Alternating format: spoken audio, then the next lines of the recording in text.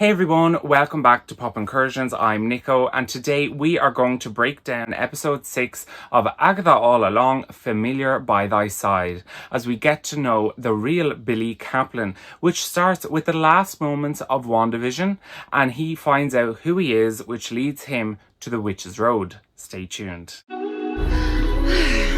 you guys were having a party. Avengers! Sorry, what now?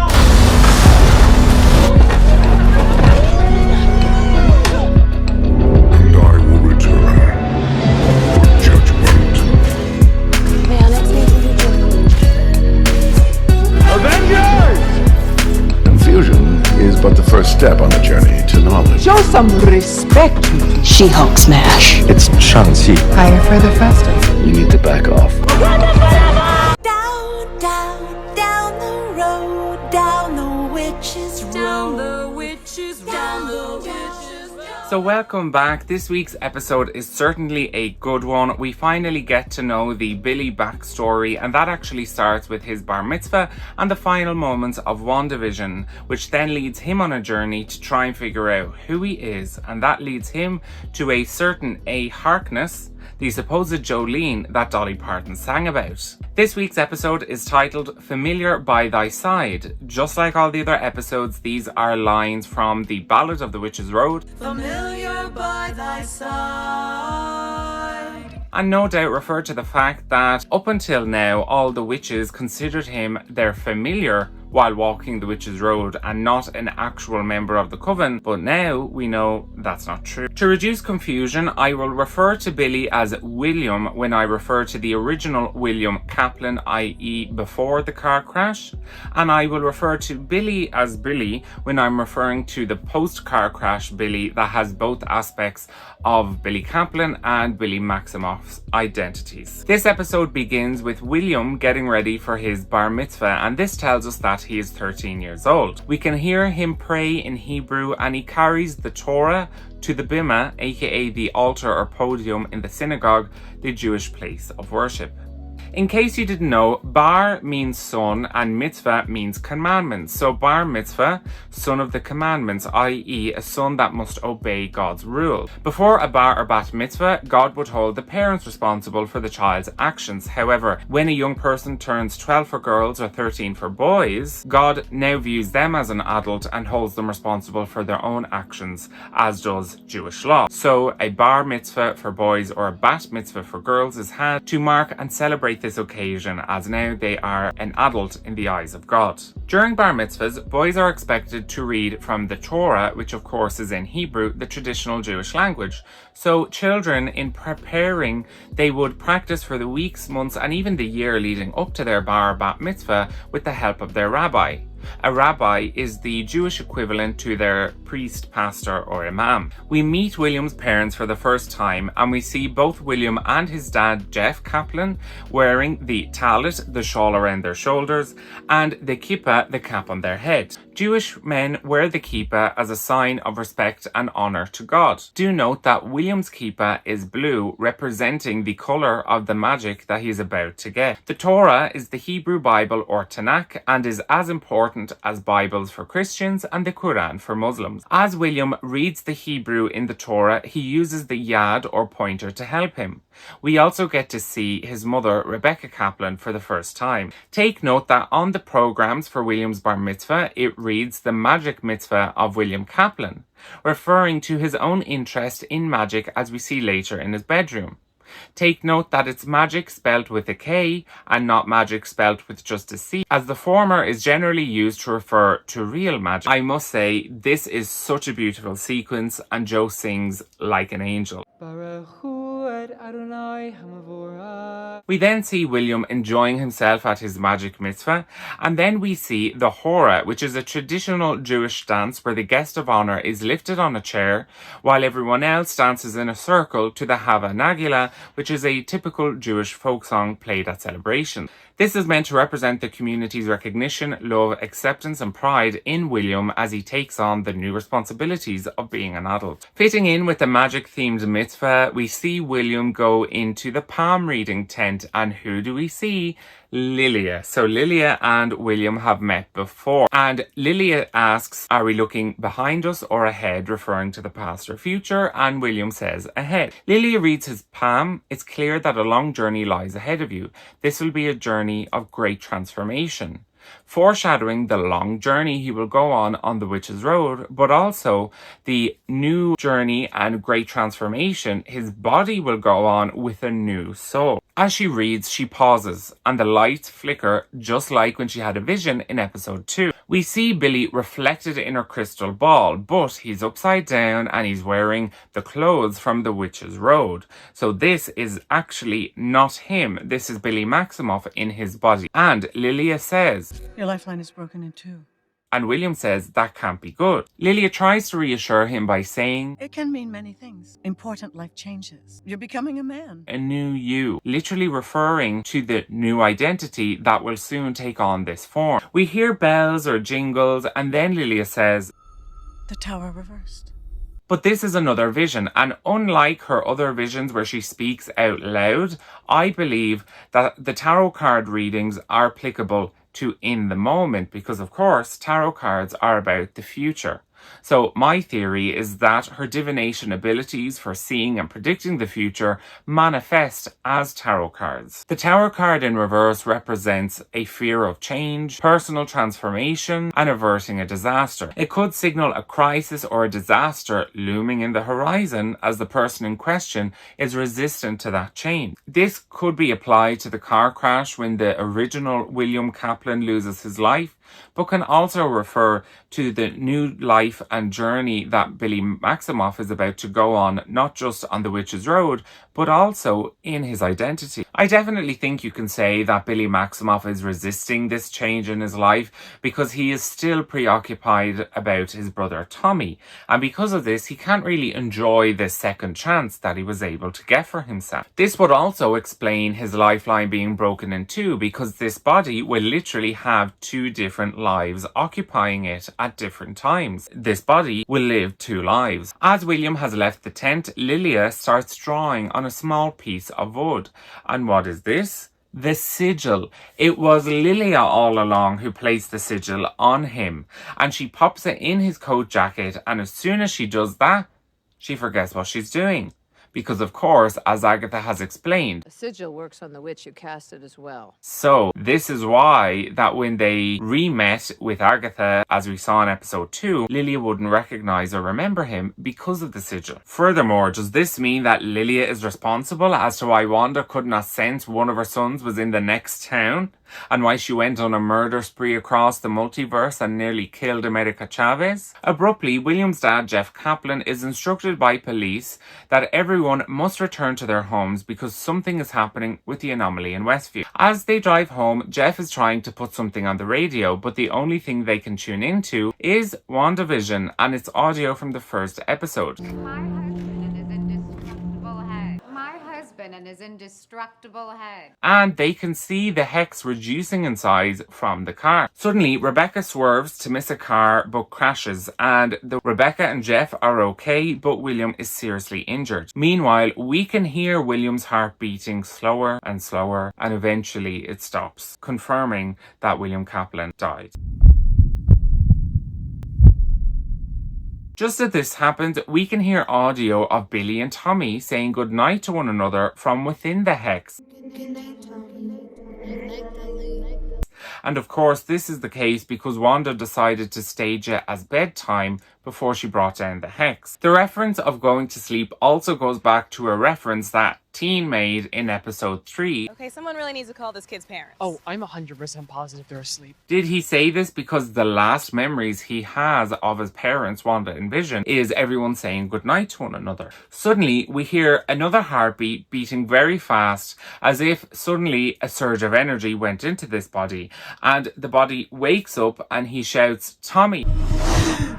Tommy! seemingly confirming that yes, Billy Maximoff's soul transferred into this body as the hex was being brought down and as William Kaplan just died. An easy way to understand what has happened is the soul of this body is from Billy Maximoff, Wanda and Vision's son, but the body, biology and genetics are William Kaplan from Rebecca and Jeff Kaplan. Now, you won't guess who the police officer was that Jeff flagged down. Alice. But remember, the sigil is in full effect. We then go to the hospital and Billy is covered in blood and understandably is confused and distressed. This is also the first time that we see Billy reading minds outside of the hex.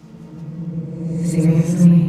So his powers were not just for the hex, but actually part of who he is. On discharge, amnesia is the only issue left, but it's not amnesia, he's a different person. It appears that Billy didn't learn the social norms within the hex of how to conduct himself with his powers because he has no issue with just reading their minds without their consent and then actually responding to their thoughts out loud instead of just keeping it to himself.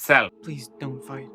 What do you mean? We're not fighting. But of course, Rebecca and Jeff are confused as to why and how he's even responding to their thoughts. The Kaplans get home, and as Billy walks through the door, we see a mezuzah. A mezuzah is a piece of parchment paper with specific verses of the Torah transcribed and is typically found on the doorposts of people's homes. It's thought that it will help protect the home from evil, but also serves as a reminder to the family of their obligation to God. Shout out to Justinus at Mad Latinist for helping me spot that one. Be sure to check out their account. They kindly provide all the translations for the Latin spells from the show. The family dog Greg begins barking at Billy, almost as if he's a different person. It is often said that dogs and babies are much more in tune with these kinds of things, such as spirits and who's who. Billy reads their minds again, and again Billy responds out loud.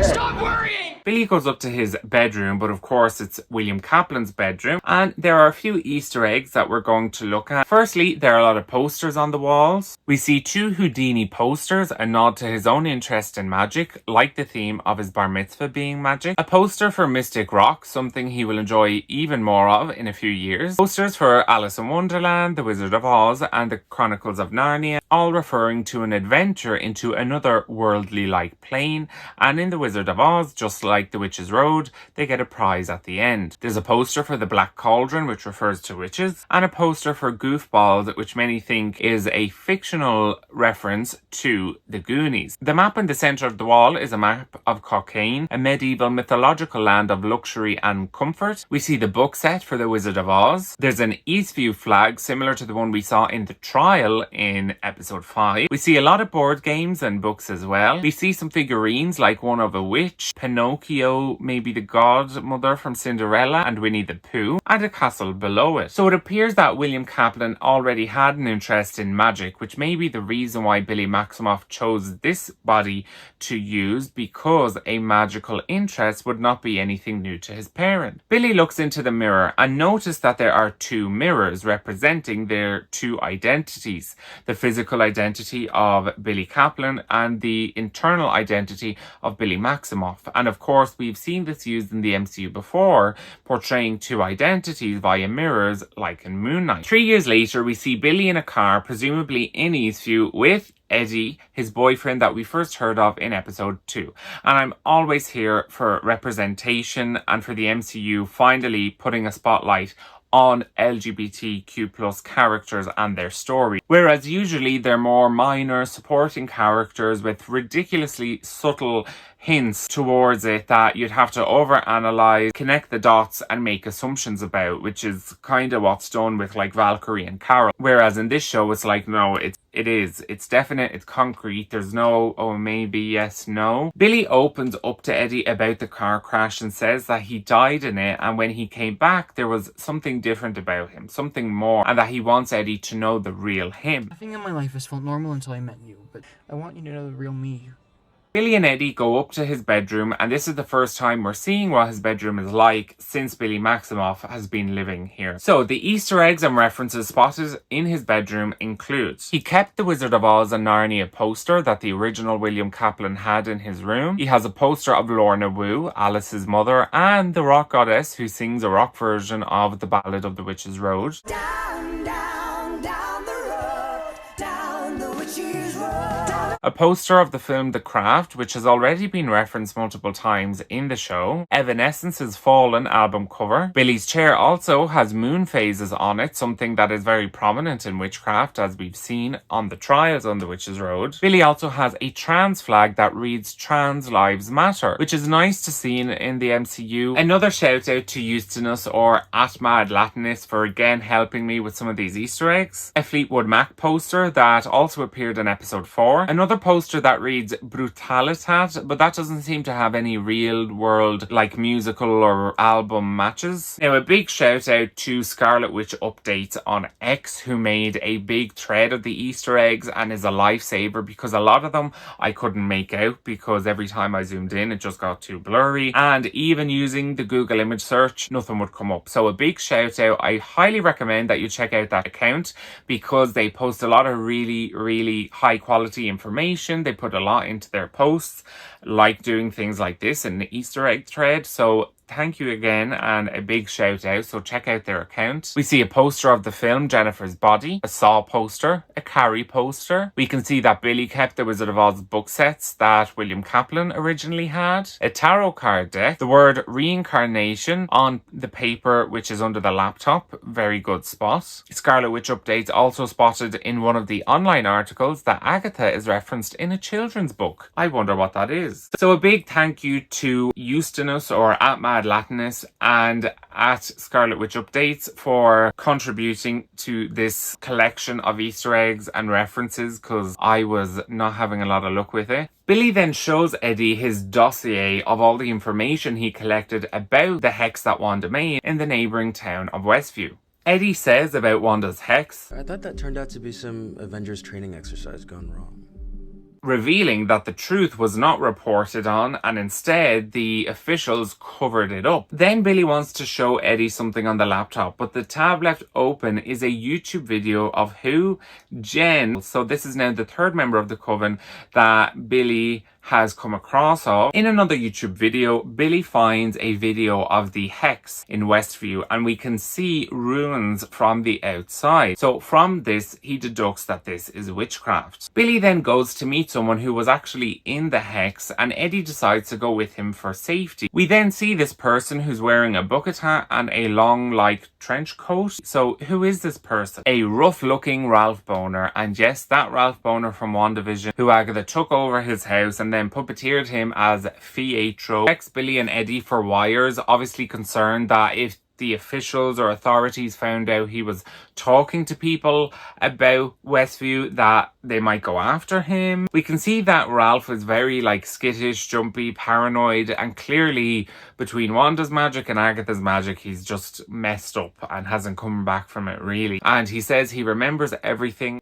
It was like watching yourself on TV inside your own head, but you couldn't turn it off. Billy reads Ralph's mind and Ralph is thinking, Please don't ask about Agatha Harkness. Please don't ask about Agatha Harkness. So what does Billy do? He asks about Agatha and Ralph says, She's an ancient freaking witch who will F your shit up. Billy persuades Ralph to share more. He says, Hijacked my life. She called me her husband, but I was her puppet.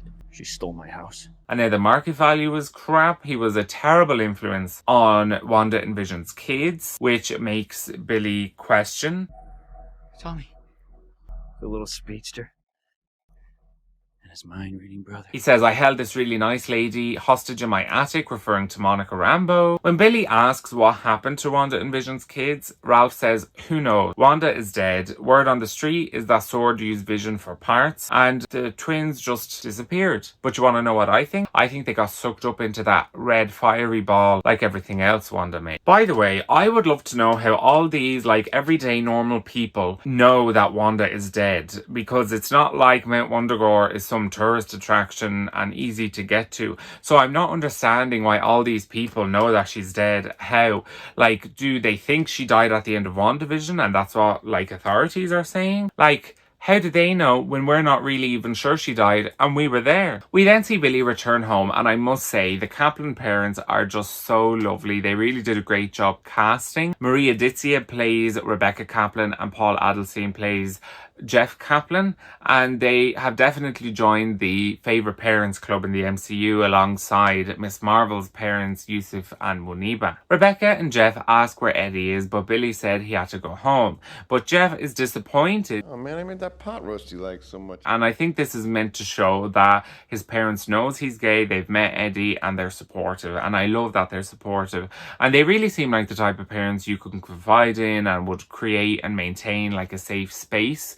So bravo. Up in Billy's room, we can hear him playing the Lorna Wu version of the Ballad of the Witch's Road. Down, down, down the road, down the witch's road. Billy is holding the wooden sigil in his hand, and we see that he has a pinboard beside him that has a lot of different sigils on it, including the one that he has. The symbols behind the hand-drawn sigils are actually sigils themselves from the real world in the Book of the Goetia of Solomon the King. And in these cases, these sigils are demons. Sigils are a concept in real life, and they're usually a symbol of the signature of a spirit, such as a demon, an angel, or a deity. In real-world chaos magic, a sigil is a representation of the magic practitioner's desired outcome. In this case, with Lilia, it was to hide his identity.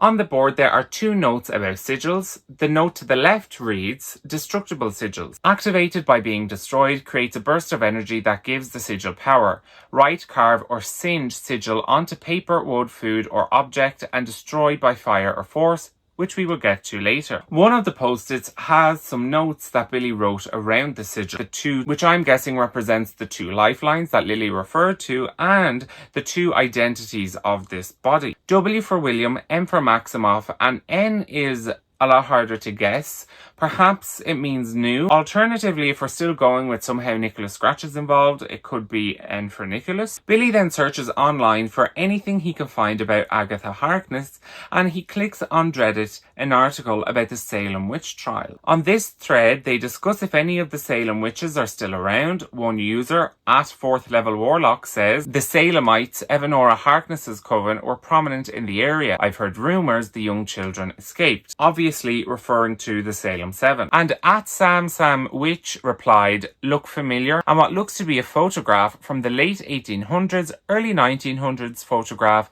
of Agatha. We then see an old newspaper, and the headline reads, Zeppelin explosion kills 32. And in the front page photograph is Agatha. Now, how many of us believe that she caused the explosion, or how many of us believe it's just a coincidence? As it is reportedly confirmed later in another article, this is the Hindenburg disaster, although in real life it killed 36, so perhaps in the MCU they just changed the number where it's 32. The Hindenburg happened in 1937 in New Jersey, not too far from Salem, Massachusetts, and not too far from Westview and Eastview. Then another hilarious headline reads, does this 1972 surveillance photo of Dolly Parton show the real Jolene? And it's Dolly Parton slapping who? Agatha. So Agatha is the OG Jolene. I think maybe Dolly got it twisted. I don't think Agatha wanted your man, Dolly. She wanted you. And I'm kind of liking this theme of, you know, villains turning out to be these unsolved mysteries. I'm enjoying it. On another website named Brujapedia, and Bruja is Spanish for a witch, we see a bio page set up for Agatha. Under whereabouts, it reads unknown, last seen in Nashville, Tennessee, 1973, which would put Agatha at the same time in the same town as when Dolly Parton released the song Jolene. It further reads, seen at various points in early and mid 20th century, i.e. Hindenburg disaster, the Titanic. So, was Agatha responsible for both the Hindenburg and the Titanic? Or is it two giant coincidences? Alternatively, was she travelling the world with Rio? Considering what Rio does, it would make sense why Rio is surrounded by all this death. It further reads unconfirmed reports of Agatha travelling the eastern seaboard, confirming that Agatha then went back closer to the likes of Salem and New Jersey. Under fun facts, we see murdered her entire coven, possesses succubus powers, nickname is Witch Killer, and only known survivor of the Witch's Road. We then see Billy drive to Westview at night with the intention of meeting Agatha. Now we are finally about to see the point of view from Billy during Agatha's Mayor of Easttown true crime era. Now I won't break down things that we've already covered in the first episode breakdown, so I'll only point out any new differences. Still in the car, Billy opens his spellbook to revise the release spell, and it does explain that it is best done during a waning moon, and that a personal item from that person should also be used. Now, our friend Eustonus, or @MadLatinist on X, did point out that the spellbook has a different spell than what Billy actually recited. Dimite eam ex hoc carmine. And MadLatinist has let us know that that's actually misspelt. So it should be Dimite eam ex hoc carmine, meaning release her from this spell. Before he gets out of the car, he receives a text from Eddie, and it reads, "You're my," and he sent a black heart emoji. And this is when we all realised that it was Billy that Lilia referred to in that list of the members of the coven, and that the reason why he was represented by a black heart is because, of course, the sigil was on him, so they couldn't know his identity. So Billy breaks in, finds Agatha's brooch, and it's pretty much the same then from what we saw in episode 1, except there's no dog on the chase, and he's not run over by Sharon Davis. He bumped her car door. And once he is arrested by Agatha, they're in her sitting room, and for a gun she's using the head and nozzle of a garden hose. She's also resorted to wearing Ralph's clothes, as she wears a t-shirt that says Boner Family Reunion, pitch a tent. The scene then plays as the same as episode 1 when he's chanting the spell and he's locked up, and in one of the funniest lines, "Come on, I do not want to go back in the closet." And then they give us kind of a collage of what we've already saw then in episodes 2 and 3, just to reaffirm that then from that point onwards it was really the truth and reality. One moment of note is that when he says his name to Agatha, like he did in episode 2, he actually said both names. "My name is William Kaplan. I'm Billy Maximoff." Now we return to the Witch's Road, and firstly, let's point out the fact that the leaves have turned yellow, indicating and confirming that yes, it is Lilia's trial next. Then we hear Agatha groaning, and in a different location, we can see her using like a vine or a root to pull herself out of the mud. Elsewhere, Billy physically breaks the wooden sigil, indicating it's no longer needed. Personally, I think that if the sigil was still needed, it would be impossible to break. Also, notice how his hoodie, or what you might call jumper or sweatshirt, is slowly turning red over the episodes and now is becoming quite a deep red, obviously to represent the same red cape he would wear in the comics. Agatha returns and says that was quite a debut, and she taunts Billy. "Sigil, what's that? Power is what I'm missing." Agatha says, "It's nice to see you again, Billy." And then Billy tries to say his name to make sure the sigil was gone. "Billy." And when he says his name, Agatha tears up, and she says, "Every witch with a beating heart can hear you now." And I must say, I really do think that she herself feels like an anti-figure to Billy, especially now that the Darkhold isn't corrupting her. And let's not forget, Agatha was there when those boys were newborns up until age of 10. So, in Billy's eyes, up until he changed bodies, Agatha was a constant in his very quick life. Agatha wants to know how Billy got this new body, just like she wanted to know and understand how Wanda did the hex. But she respects the fact that Billy does not want to talk about it. Next is such a special moment, and I really think it's Agatha saying, "I'm breaking the generational trauma here and now." And she says, "Don't you dare feel guilty about your talent. You survived, like witches have been doing for centuries. You saw an opportunity, an empty vessel, and you moved in. So you broke the rules. Big deal. That's what kept you alive. It's what makes you a witch. That's what makes you special. I have to say, I love this little moment between them and the speech that Agatha has given, and you can feel the emotion, and Billy is actually quite receptive to it. I think this is all because Agatha can see parts of herself in him, and she knows more than anyone that people like her mother, Evanora, continuously telling someone that they're bad, they're not worthy, that, you know, they should be ashamed or they did something wrong. Eventually that leads to very serious psychological and emotional impacts. I think Agatha knows that giving out or shaming him won't do any good, and she herself has been shamed her whole life for her powers and what she does, so she doesn't want someone else to go through that. I do find it interesting she says, so you broke the rules, and I wonder if Rio is going to have anything to say about this. Now, I want to ask you though, do we think that Billy went into this body consciously and intentionally, or was it more subconsciously as a survival coping mechanism? Let me know in the comments below. There's a little discussion about continuing the road together, and it dawns on Agatha, he has powers, so why is he walking the road? What does Billy Maximoff want at the end of the road? And that's the $1 million question for all of us. Big magic is already in the bag. Find Mama? No, she chose a town full of strangers over her own flesh and wires. I love her humour. What about Robopapa? Robopapa. Lord knows where he is and how many pieces. And the tone and the line of questioning is very reminiscent of course, when Agatha was interrogating and then giving therapy to Wanda at the end of WandaVision. Parents dead, brother dead, Vision dead. So who's left? Oh, of course, there's two of you. You're after Toby! Tommy. That's what I said. And of course she gets the name wrong and then gaslights Billy. Billy says that he is out there somewhere. I can sense him, I just can't find him. And Agatha says, gosh, you're definitely a Maximoff, or none of this would be near as dramatic. And Billy wants to make it clear that if they finish the road together, she needs to know. Just know that I do not trust you. And Agatha laughs, and I love the little moustache she makes out of her hair. And she says, last one there's a nice person. And they start walking down the road again, and that concludes episode 6 of Agatha All Along, Familiar by Thy Side. Now, I know a lot of you will be asking, where's Lilia, where's Jen, where's Rio? So, last week, some photos released of the coming episodes, and in terms of Lilia and Jen, we saw them in this underground-like structure, clearly after their trip in the mud.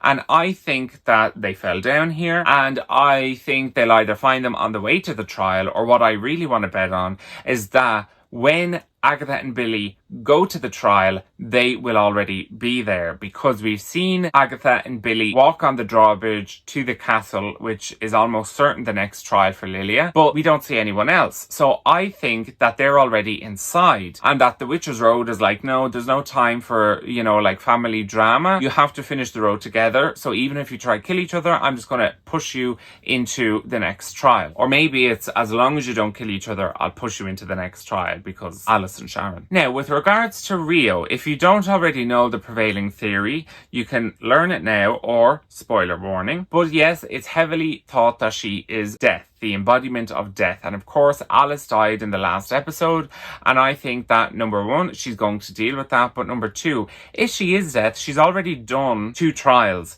and imagine the amount of people across the universe that have already died in that amount of time. She has bodies and souls to claim, so she's going to pop off for a bit while we have this moment, and then they'll get back to the trial. If you'd like to know a lot more about this theory, check out our episode 4 breakdown at the end, and you'll find it all there. What an episode. This was a really satisfying and enlightening episode, and it's actually the longest episode so far. And I really enjoyed getting to see just the normal, well, I mean, not so normal life of Billy.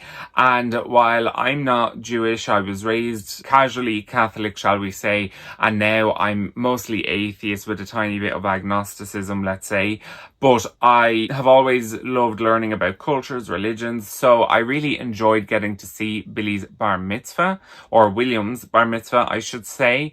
And I love the Kaplan parents. They did an amazing job casting, and I just love them already. And it's great to see Eddie, and again, more representation. Now we have 2 couples in the show, obviously Agatha and Rio, and now Billy and Eddie. Now, I know there's a little part of us wondering, is Eddie Hulkling? And honestly, I doubt it, solely because Billy and Teddy, who is Hulkling's name, are so iconic from the comics, and I don't know, I feel like the MCU would want to use that fandom and that icon and love for those two characters when adapting it in the MCU. I could be wrong, but that's just what I think. I think it would be strange to change, you know, Teddy's identity when, you know, you want all the people who love that story and love the couple to, you know, love the one in the MCU. So, well, if they want to get, you know, the most kind of fandom and audience for it, then they'd keep the same. But things do change for the MCU. A few months ago, a well-credited scooper, Alex P from the Cosmic Circus, did reveal that according to what he has heard, and if things stay as the version he's heard, we've actually already seen Hulkling or Teddy, and that it's kind of like he was hiding in plain sight. Then another scoopster, Can We Get Some Toast, said that they are going to keep Hulkling's identity as Teddy Altman, which would then rule Eddie out of being Hulkling. So look, it's scoopsters, so take it with a pinch of salt, but that's the information we know so far. Furthermore, a shout out to Wiccan Updates on X. I absolutely love that account, similar to the Scarlet Witch updates where they provide high quality information about Wiccan. And their theory was that it would be one of the refugee scrolls from Tarnax. And they gladly pointed out that we got some concept art for Teddy Altman's or Hulkling's grandfather in the concept art for the Marvels, which would be Doric the Seventh. However, he didn't make the cut for the film, but that doesn't mean that Teddy didn't already appear, or maybe Emperor Drog is Teddy's father. Maybe, you know, we don't know. And I like that theory, and I like a connection to the Marvels and Tarnax. So that is it for today, everyone. Thank you so much for watching. I hope you enjoyed the video. Be sure to let me know what you think of the episode in the comments below. As I said, I want to know, do you think Billy intentionally transferred himself into this body, or was it more of a subconscious survival type of thing? Be sure to check out the links to my socials in the description below, including the link to my TikTok, where I try to post regularly enough about Agatha all along. Thank you so much for watching. Be sure to give the video a like and click that subscribe button for more. I'm Nico at Pop Incursions. See you next time.